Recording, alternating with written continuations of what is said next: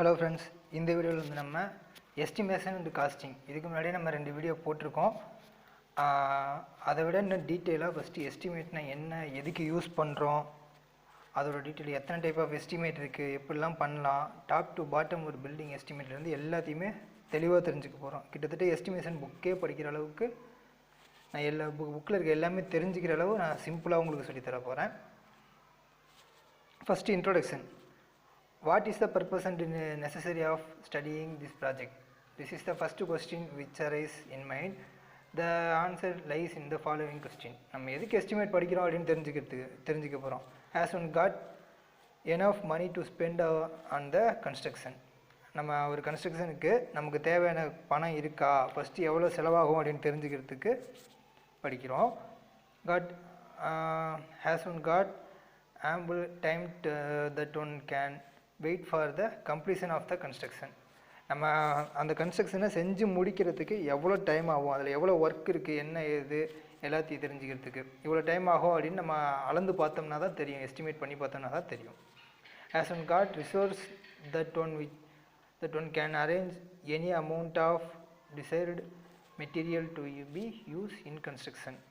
கன்ஸ்ட்ரக்ஷனுக்கு தேவையான மெட்டீரியல்லாம் என்ன, அதெல்லாம் நம்ம எங்கேருந்து எடுக்கிறோம் எல்லாம் பிளான் பண்ணிக்கிறதுக்கு நமக்கு எஸ்டிமேஷன் வேணும். அதாவது என்ன சொல்கிறாங்கன்னா, பணம் நமக்கு தேவையான பணம் எவ்வளோ பணம் தேவைப்படுது அப்படிங்கிறதையும், எவ்வளோ டைமில் முடிக்கிறோம் அப்படிங்கிறதையும், அதுக்கான தேவையான மெட்டீரியல்லாம் எங்கேருந்து எப்படி எடுக்கிறோம், அதுக்கு எவ்வளோ செலவாகும், அந்த மாதிரிலாம் ஃபுல் டீட்டெயிலாக தெரிஞ்சுக்கிட்டோம்னா தான் ஒரு கன்ஸ்ட்ரக்ஷனை முடிக்க முடியும்.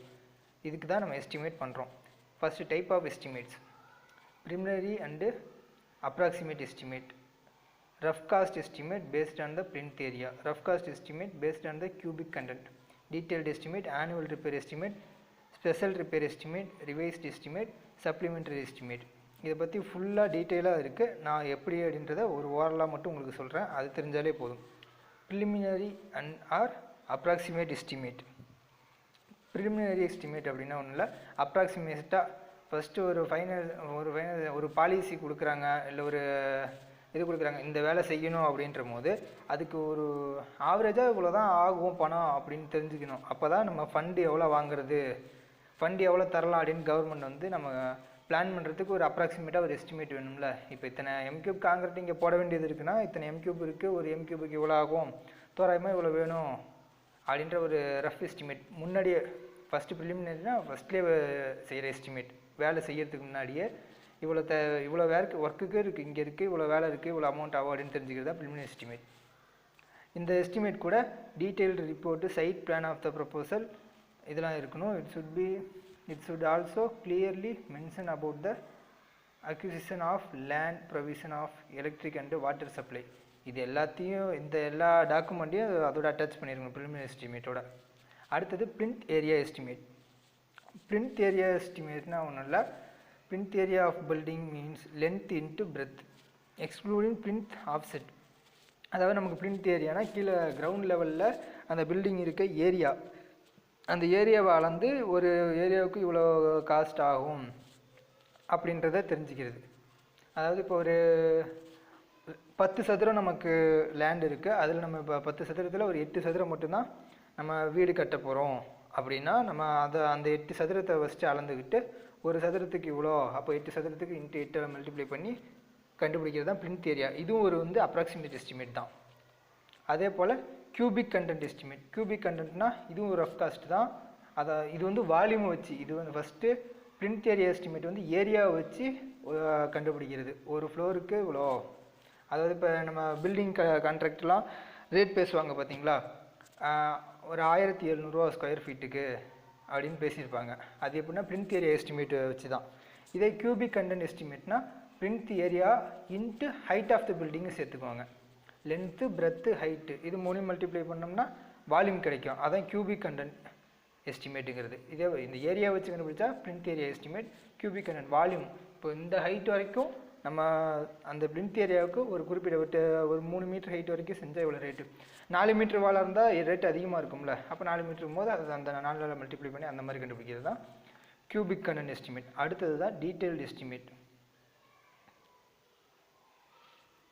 After getting administrative approval of rough cost estimate. Rough cost estimate பின்னாடி பார்த்தோம்ல ஃபஸ்ட்டு, அந்த ரஃப் காஸ்ட் எஸ்டிமேட்லலாம் வச்சு எல்லா ப்ரூஃப் அப்ரூவல் எல்லாம் கொடுத்ததுக்கப்புறம் தான் டீட்டெயில்டு எஸ்டிமேட் சொல்லுவாங்க. சப்குட் quantities of various items calculated individually. அதாவது இது வந்து நல்லா டீட்டெயிலாக இன்டெப்த்தாக பார்ப்பாங்க.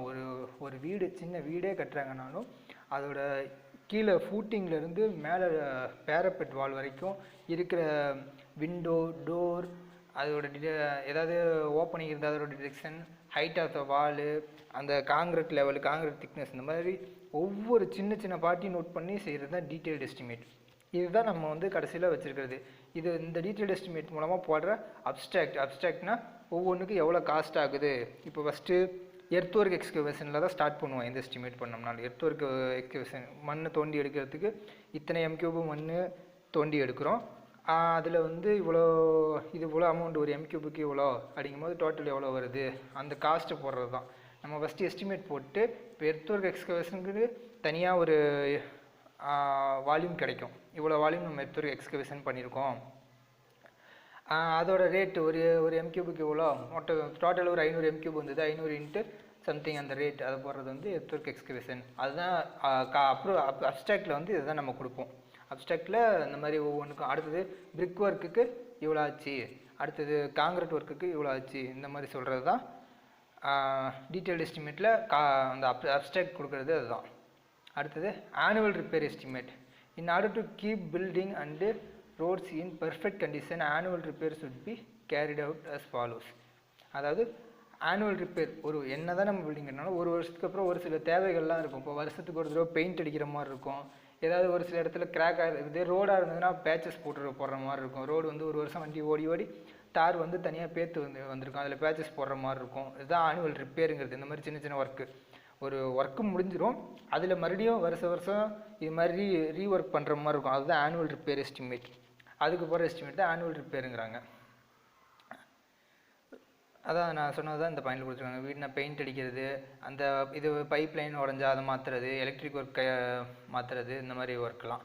ஸ்பெஷல் ரிப்பேர் எஸ்டிமேட்னா ஆனுவல் ரிப்பேர் எஸ்டிமேட்டோட அந்த காஸ்ட்டுக்கு அடங்காமல் எக்ஸ்ட்ரா ரிப்பேர், ஏதாவது ஆக்சிடென்டலாக, இப்போ ஹில்ஸ் சைட்லலாம் பார்த்தோம்னா நிறைய ரீட்டனிங் வால்ஸ் எல்லாம் கட்டியிருப்பாங்க ரோட்டில். அந்த வால் வந்து ஏதாவது ஒரு காரணமாக தள்ளி இருக்கும், வெளியே தள்ளி கீழே விழுந்திருக்கலாம், வால் சரிஞ்சிருக்கலாம், ரோடே சரிஞ்சிடலாம். அப்போ வந்து ஸ்பெஷல் ரிப்பேர் எஸ்டிமேட் போடுவாங்க. ஸ்பெஷலாக ஏதாவது எக்ஸ்ட்ரா ரிப்பேர் பண்ணுறது, அந்த மாதிரி போடுறது. In case of building having new doors, changes of floors, replacement wall etcetera. அது வாலை மாற்றுறது, புதுசாக இன்னொரு டோர் வச்சு ஒரு ரூமை ஆட் பண்ணுறது. இந்த மாதிரி பில்டிங்கில் ரோடில் வந்து surface is full of corrugation and patches.